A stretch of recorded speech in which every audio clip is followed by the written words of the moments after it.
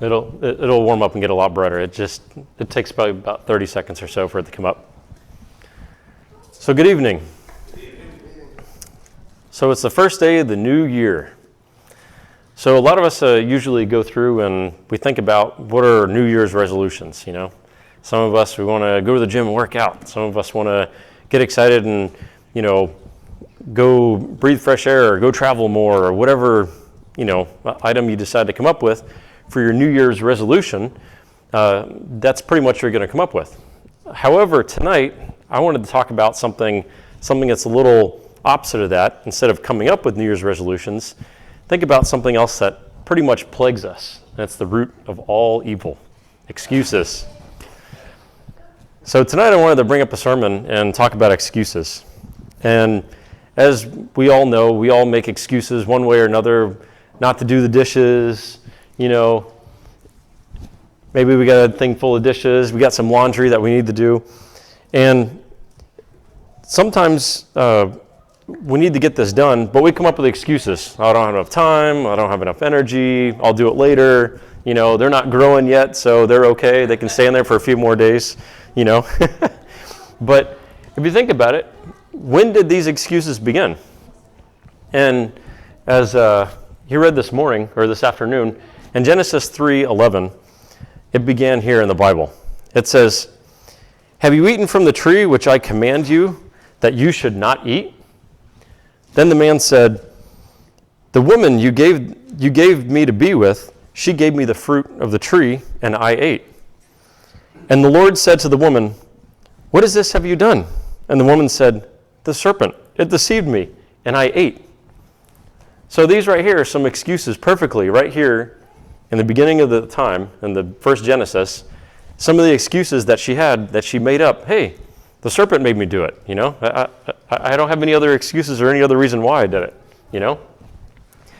Now, some of the types of excuses and loopholes. Loopholes matter because when we try to form and keep habits, we often search for loopholes, some sort of excuse to try to get out of doing that new behavior. We look for justifications that will excuse us from keeping this particular habit in this particular situation. However, if we catch ourselves in the act of loophole seeking, we can perhaps avoid employing the loophole and improve our chances of actually keeping that new habit or new behavior that we have. So some of the types of loopholes here are the false choice loophole. I can't do this because I'm so busy doing that. We've got the moral licensing loophole. I've been so good, it's okay for me to do this just this one time. We've got the classic tomorrow loophole, which it's okay to skip today because I'm going to do this tomorrow. The lack of control loophole, which is I just can't help myself. And planning to fail loophole, formerly known as the apparently irrelevant decision loophole. Now, there's some other ones here. There's a total of 10 that I've come up with. The "this doesn't count" loophole. I'm on vacation, I'm sick, it's the weekend, you know, fill in the blank. The questionable assumption loophole. Look, it says it's healthy on the label, so therefore I can eat even more of it. If it's fat-free, low sugar, you know, something like that. The concern for others loophole. I can't do this because it might make others feel uncomfortable. Think of this as with the Bible, you know, when we go through and we want to preach and teach the Bible, you know. Some people are very PC, you know, and don't want to go down that path. The fake self-accusation loophole. You only live once, i.e. YOLO is what they call it nowadays, and embrace the moment, you know. Then the one coin loophole. What difference does it make if I do it just this one time, you know? So you kind of have to be careful and think about those loopholes and those excuses that may be coming up with. So one of the things that we need to do is we can't make excuse for sin. When confessing in sin, don't make excuses. And in the Bible, it says this in James 1, chapter 1, verse 13 through 15. It says, "Don't blame God when you're tempted. You cannot be tempted by evil, and he does not use evil to tempt others. We are tempted by our own desires that drag us off and trap us. Our desires make us sin, and when sin is finished with us, it leaves us dead." This is kind of like a feel-good drug. You get that instant gratification that you did something. But when you're done and you're recovering, you have to deal with the repercussions, the consequences, that going off the high and going back down to the valley to normalize yourself again, Just think about with alcohol and drugs and tobacco. They get that instant gratification, but then they hit that valley and then they've got to go back up again and kind of recover at that point.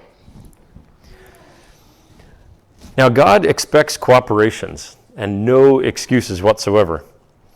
When God gives direction, he expects cooperation and not excuses. He will supply whatever is needed. It's in the Bible. It says this in Exodus 4, chapter 4, 10 through 12. It says, Moses replied, I've never been a good speaker. I wasn't one before you spoke to me, and I'm not one now. I'm slow at speaking, and I can never think of what to say. But the Lord answered, who makes people able to speak or makes them deaf or unable to speak? Who gives them sight and makes them blind? Don't you know that I am the one who does these things? Now go. When you speak, I will be with you and give you the words to say. And of course, Moses begged, Lord, please send somebody else to do this for me. See, it's like a perfect excuse. He's trying to look for a cop-out to get out of what it is that God has commanded and told him to do. Now, there's no excuses to avoid God's invitation. We are not to make excuses to avoid God's or responding to God's invitation. In the Bible, it says this in Luke chapter 14, verses 15 through 24. It says, and this is kind of a big one, so it's a little small. I apologize. After Jesus had finished speaking, one of the guests said, the greatest blessing of all is to be at the banquet in God's kingdom. Jesus told him, a man once gave a great banquet and invited a lot of guests. When the banquet was ready, he sent a servant to tell all the guests, everything is ready, please come. One guest after another started making excuses. The first one said, I bought some land and I've got to look it over. Please excuse me. Another guest said, I bought 5 teams of oxen and I need to carry them out. Please excuse me. Still, another guest said, I have just gotten married and I can't be there. So the servant told his master what had happened, and the master became angry that he said, go as fast as you can to every street and every alley in town. Bring everyone who is poor and crippled or blind or lame. When the servant returned, he said, Master, I've done everything that you've told me, and there's still plenty of room for more people. His master then told him, go back out to the roads and the lanes and make people come in so that my house will be full. Not one of the guests I first invited will be given a bite of my food. So it's important to think about that. Here it is, Christ, giving them the perfect opportunity to be able to go through and go out and invite them into the Lord's house and eat with them. And they come up with these lame excuses. Oh, I just got married. Oh, I got some new land. Oh, I got, this or that. And it even says explicitly that they just, please excuse me. Please buy my excuse. So it's important to think about that. And another good example here is in Saul's excuses that he came up with. We read how Saul chose for himself 3,000 men of Israel. Jonathan, Saul's son, attacks the garrisons and the Philistines and gained victory. But Saul easily takes credit for another man's victory. We began to see Saul's decline here. In 1 Samuel chapter 10, Samuel has anointed Saul. The Spirit of the Lord came upon Saul and became another man. Samuel gives Saul some strict instructions concerning what it is that he is to do. Then you go to Gilgal, and I'll come a little later. So make sure to wait for me. And it may even take a week for me to get there, but when I come, I'll offer some sacrifices and offerings to the Lord. I'll also tell you what to do next. In Samuel 10:8, it says, so Saul was given some strict instructions there. However, obviously he did not obey. When Samuel does not come at the appointed time and confront Saul with his disobedience, Saul begins to, guess what? Make excuses for his actions. It says, and I was just And just as he was placing it on the altar, Samuel arrived. Saul went out to welcome him. And he says, "What have you done?" Samuel asked. Saul answered, "My soldiers were leaving in all directions, and you didn't come when you were supposed to. The Philistines were gathering at Michmash, and I was worried that they would attack me here at Gilgal. I hadn't offered a sacrifice to ask for the Lord's help, so I forced myself to offer a sacrifice on the altar of fire." So he decided to go through and just make an excuse and say, "Okay, well, you didn't come back. I didn't know what to do, so I just went ahead and disobeyed you and everybody else and did what I was going to do, what I thought was right." So it's important to think about some of these excuses that we see time and time again that are shown to us in the Bible as to what they're done.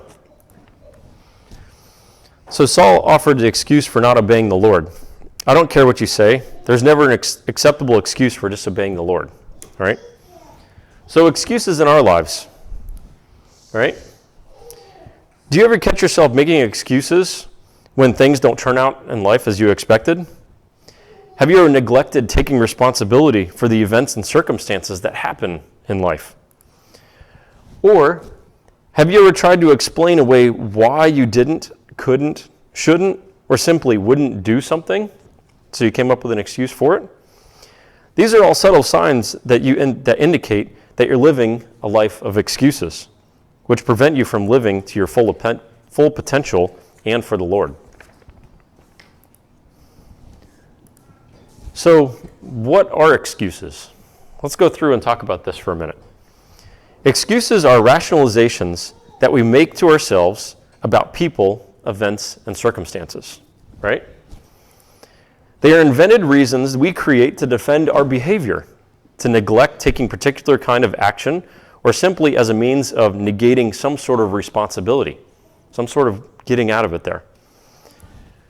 And excuses are, in essence, a mean of placing blame of an internal problem on an external condition, right?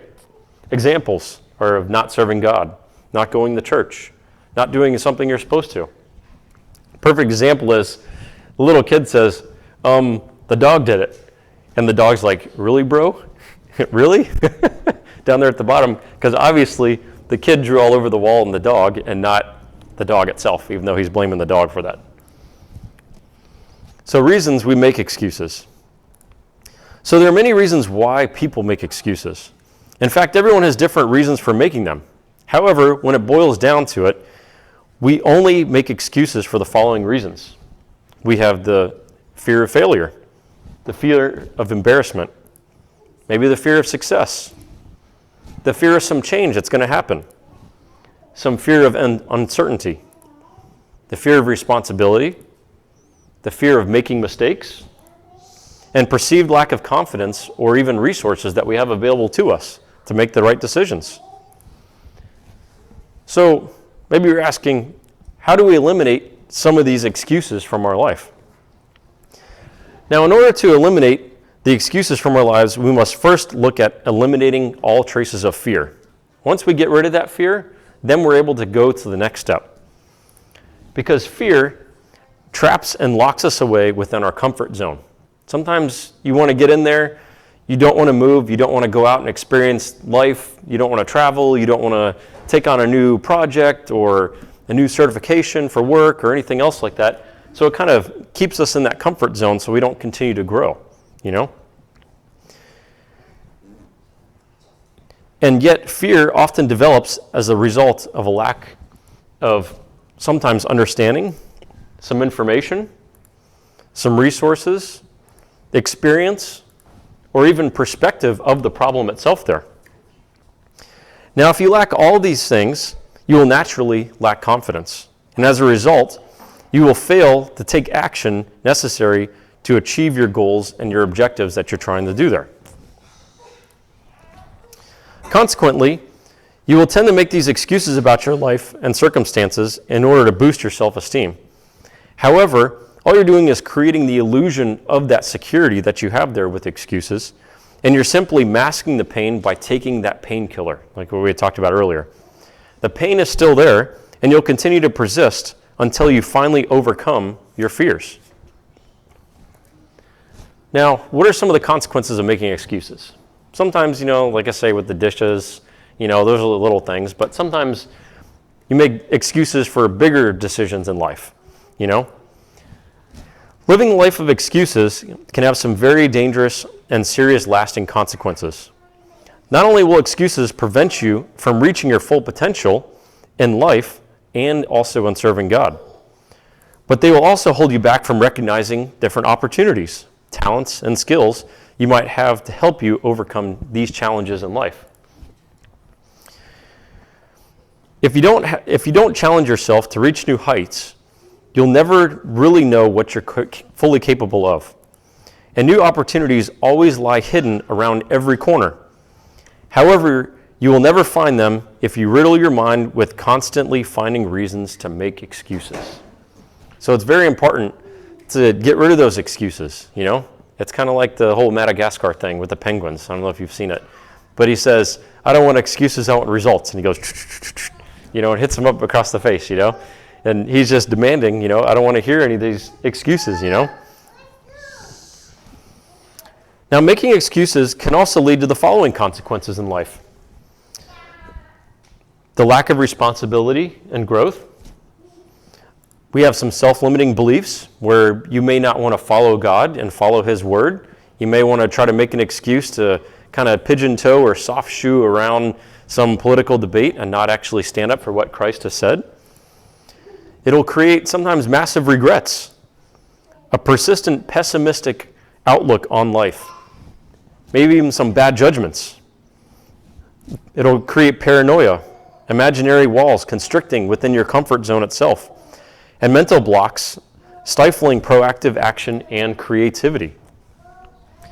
So, just like with this picture right here, it says the only disability in life is a bad attitude. Obviously these guys, they don't have legs, but guess what? They're not making any excuses. They're getting up, they're running, just like everybody else with legs are capable and they're able to do. It's just they're not going to make any excuses as a result of it. So how do we overcome some of these excuses? These consequences certainly don't lead to a fulfilling lifestyle. In fact, they paralyze us and prevent forward movement in all areas of our lives, including spirituality. To overcome your excuses, first, you have to admit that you're making them in the first place. Sometimes this is difficult to do.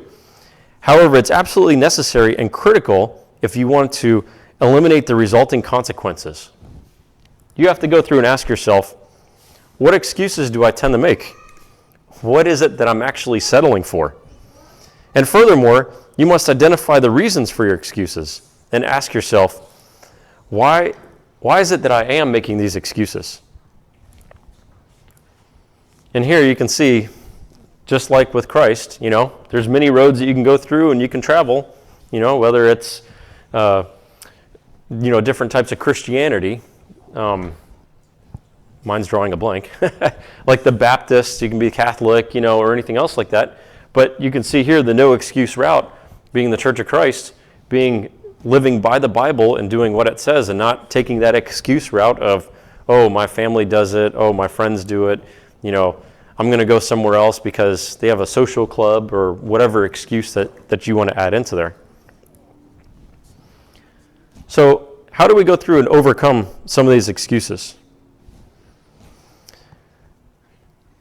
These consequences certainly don't affect or lead to a fulfilling lifestyle. In fact, they paralyze us and prevent us from moving forward. Sorry, got to the wrong page here. Oh, there we go.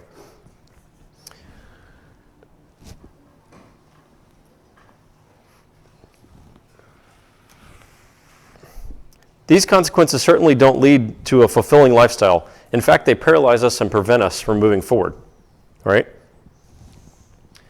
Oops.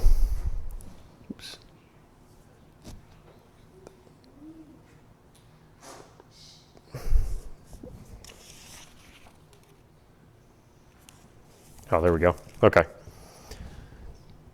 Sorry. Finally, list down the consequences that each of these excuses has on our life and circumstances by asking the following. How do these excuses prevent me from moving forward? How do they cripple my ability to get what it is that I want? And lastly, would God approve of these excuses, So I've got 10 different types of excuses here that we typically come up with and we see on a routinely basis. First one, obviously, I don't have enough time. I can't do that. Who's got time for that, right? Now this means that you're typically lacking passion, focus, discipline, and direction. Likewise, it suggests that your priorities are out of sorts and that you may be lacking the ability to manage your time effectively. Alternatively, these excuses could indicate that you simply don't value your time or just don't want to take your time to do what you feel you must in order to achieve your desired outcomes. In fact, the causes for this excuse could very well be narrowed down to procrastination or laziness. There's a root cause there for that. And when you catch yourself making this excuse, I don't have enough time, ask yourself, how badly do I really want this? How badly do I really want to complete this task? The next one, as you can see here, not enough money. He buys a car, he doesn't have enough money left for fuel, right? You got to think about that. Now, some of the means that you don't consider money to be a priority, or you're simply looking for an easy way to make money and therefore don't have the desire, determination, persistence, or patience to work hard to achieve financial security. The excuse also suggests that you simply may be lacking strategy or ideas that could help you reach your financial objectives that you're trying to accomplish there. Now, if it's ideas that you're lacking, then go out there and read a few books. Get a mentor or a financial coach who could help you gain the necessary knowledge and understanding you need to succeed financially. But, in order to fix that, like I said, read those books, ask people for help. If you need a side job or anything else like that, ask for that too. There are always people that are willing to help achieve that. You may sit there and ask, okay, well, I don't have an education. How am I gonna do this, Some of the means to consider that money to be a priority or simply looking for an easy way to make money and therefore don't have the desire. Oops, sorry, read the wrong one. It means you're lacking creativity, inspiration, or desire. In addition, it would seem that you also lack a willingness to work hard and go the extra mile to put a little effort into achieving your objectives, despite your lack of knowledge. Now, there are many, many millionaires and billionaires out there who have nothing more than a high school education. Some don't even have that. However, they were creative, they had desire and willing to work harder than anyone else to achieve their goals and objectives. I mean, look at Bill Gates. He started to go to college and he quit school and he worked out of his garage and he built Microsoft, and he's like one of the richest guys out there, right now. So it all determines, it's all based upon your determination and your goals and how driven you are, on if you find that to be, important to you. Another one that we always see here is, I'm too old or too young. I can't do that. I can't learn a new skill, Oh, I'll do that when I'm 25 or 30 or, whatever excuse that you want to come up with, And this typically means that you lack understanding, confidence, or even perspective about the situation. Men and women of all ages achieve great things. Therefore, you're never too old or too young to attain your goals and objectives.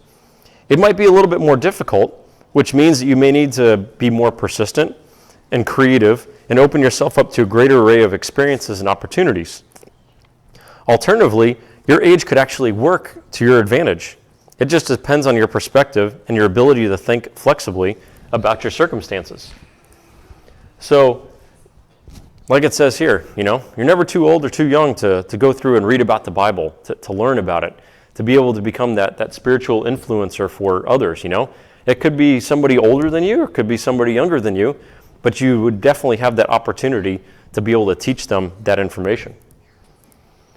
We also make excuses like, I don't know how to do that. That's too complicated, Sometimes, Dada comes to me with his computer problems and he says, I don't know how to send an email. That's too complicated.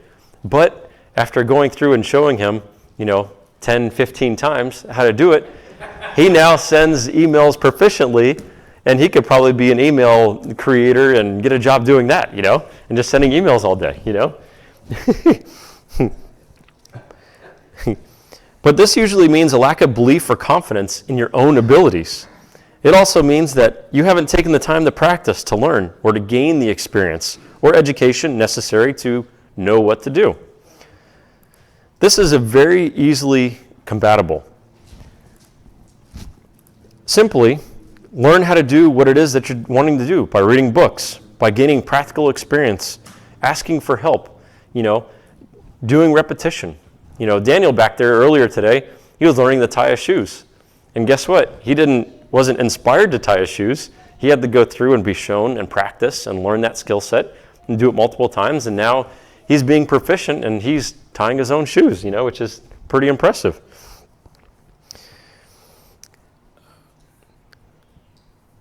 Let's see. Only by making mistakes over and over again will you eventually discover what works and what doesn't work for you. From there, simply adjust your strategy and approach, and you will very quickly discover that you will finally know what to do. Just like with that repetition of tying your shoes, Everybody starts out not knowing how to do it. You do it enough times, guess what? You learn how to tie your shoes. And also make sure to learn from your failures and mistakes. Gain understanding and confidence from this experience, and this will soon shift your perspective about what is possible to achieve. I can't change. We hear about that one sometimes. Some people just say, hey, I can't change myself. I can't change others. And this means that you typically lack motivation or the reason to change. And this one's kind of interesting. Moreover, this suggests that you lack emotional pain that would help you accelerate that change into something else. When it comes to our motives and desires, we are always pulled forward by the desire for pleasure or pushed forward for the desire to avoid pain. If you don't believe you can change for this reason, that you simply haven't associated enough pain to not change. Once you begin to look at all the dire consequences that will result from not making a change, then you will soon realize that the motivation was always there. So think about this with Christ, You go through and you say, I don't want to go to church. What's the point? I don't have any motivation to make me go to church. Well, if you stop and think about what it is that you're missing and what it is that you're losing out on, from a church family to learning about the Bible to, being in fellowship with Christ, it's very important that you change and you do associate that and take that into consideration when you think about this excuse here. Now, some of the things that you should ask yourself with the I can't change portion. If I don't make this change, how will it affect my life in the weeks, months, or even years ahead? What am I likely to miss out on? How am I going to feel? How is this going to affect my relationship with others? How will this affect my health without changing? How will this affect my career prospects? And what other negative consequences could result from not making this change? So it's important to think about that there. Number 7, I'm afraid to fail. We hear about that one. It's kind of like that lack of understanding, You're afraid of that failure. And this usually means that we have a lack of understanding, confidence, knowledge, and experience. Now, there's one guy, Anthony Robbins, he said that fear is nothing more than false evidence of appearing real. It's in our perspective of fear that frightens us and prevents us from moving forward. However, once we gain knowledge and understanding about the thing we fear, then that is the moment when we build enough confidence to move forward and gain some experience.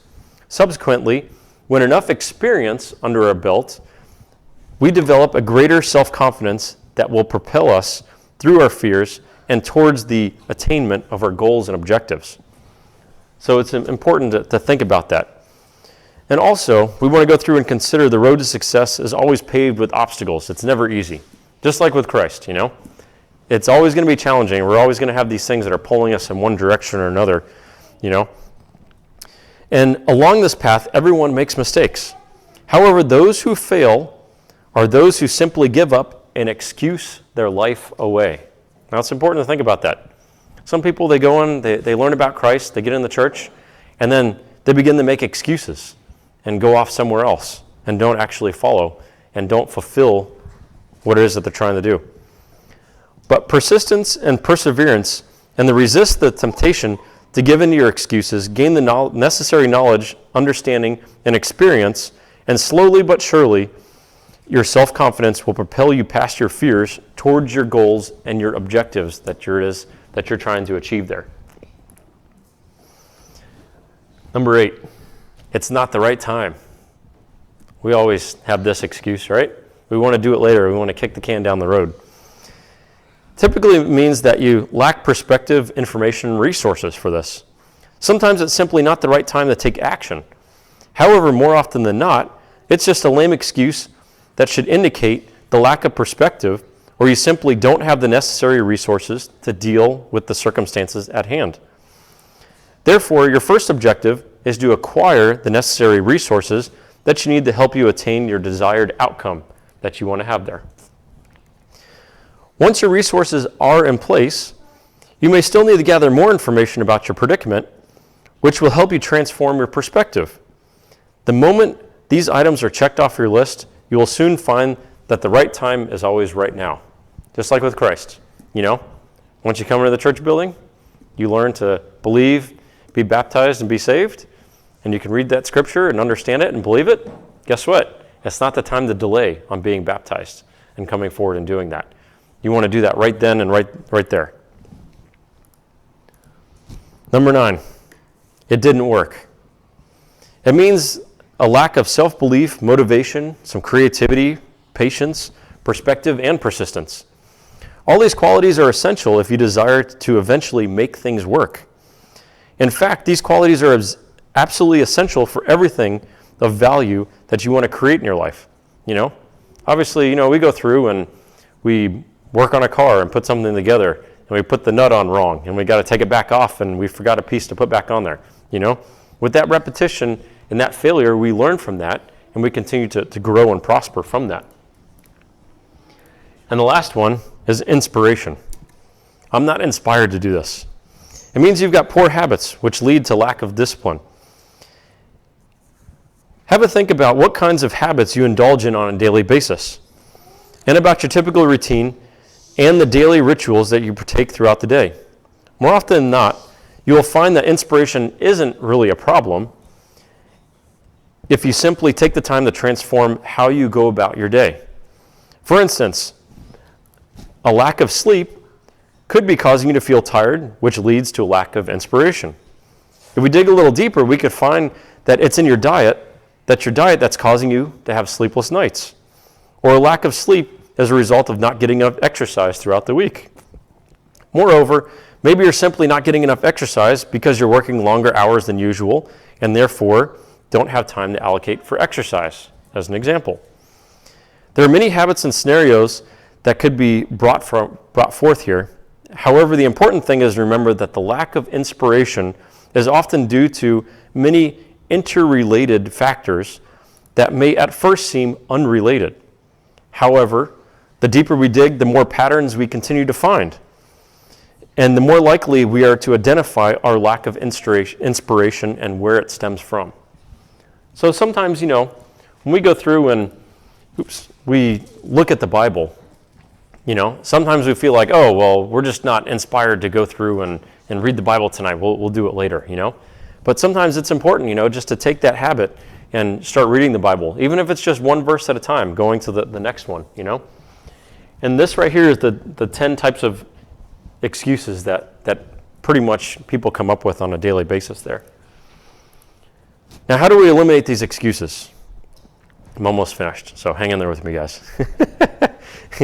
It's important to understand that our excuses lead to a stagnation and a life full of regrets.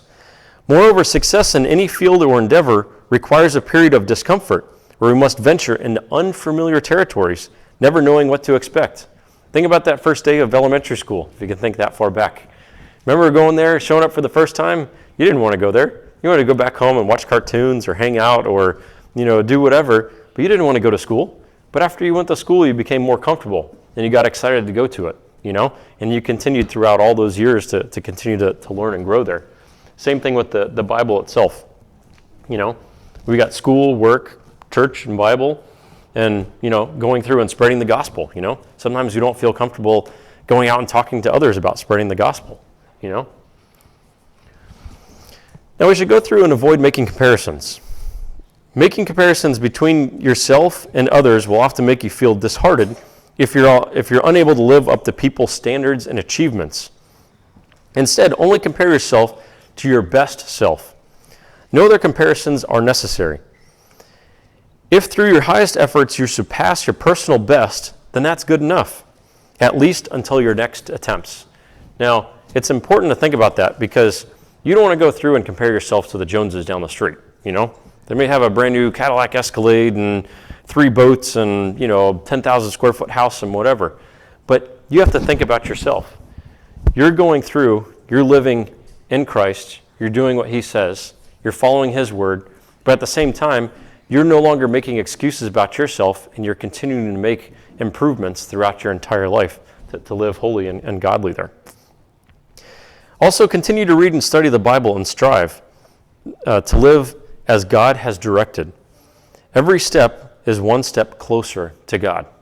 Just like what I said earlier, don't expect to go through and climb the top of the mountain immediately. You have to put one foot in front of the other in order to continue to grow and continue to go up to the top of there in order to achieve your goals and even be with Christ. Now, avoid dwelling on the past. The moment we begin dwelling on past mistakes or failures is the moment we begin experiencing the emotion of regret. Immediately, we look to point the finger at someone or something else in order to justify our failures, instead of taking responsibility for our decisions and our actions. As a result, we begin rationalizing and making excuses for our failed attempts. If you begin today by focusing on the present moment rather than on the past, then this will help you throw all your excuses out the door. Yes, by all means, learn from your mistakes and your failures, but do not use them as a platform for your encyclopedia of excuses. Just like with Christ, when you go through and you're baptized, you wash away all your sins, and you know not to do that anymore, and you know to continue to go forward and do the right thing, and not make those mistakes as you did in the past. Remember, Christ died for our sins. What has happened in the past is in the past.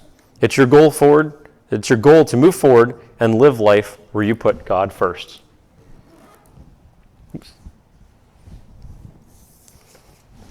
Now, you got to go through and catch yourself making excuses.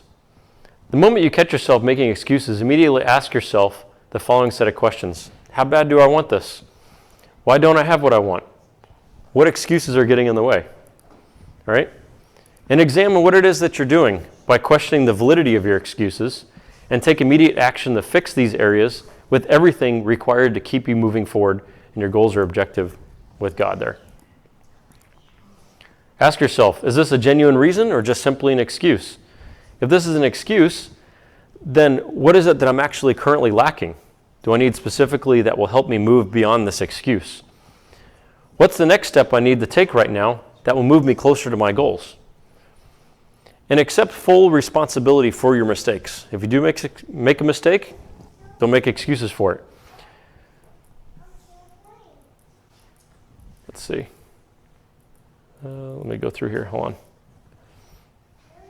Now, Ben Franklin, he once said, which I thought was a pretty good excuse, "He that is good for making excuses is seldom good for anything else." I mean, if you're good at making excuses for something that you didn't do, then guess what? You're an excellent excuse maker, and that's all that you're going to be, right? Instead of getting stuff done. So have you run out of excuses yet? Come forward if you've not been baptized and would like to make a change in your life and be closer to God.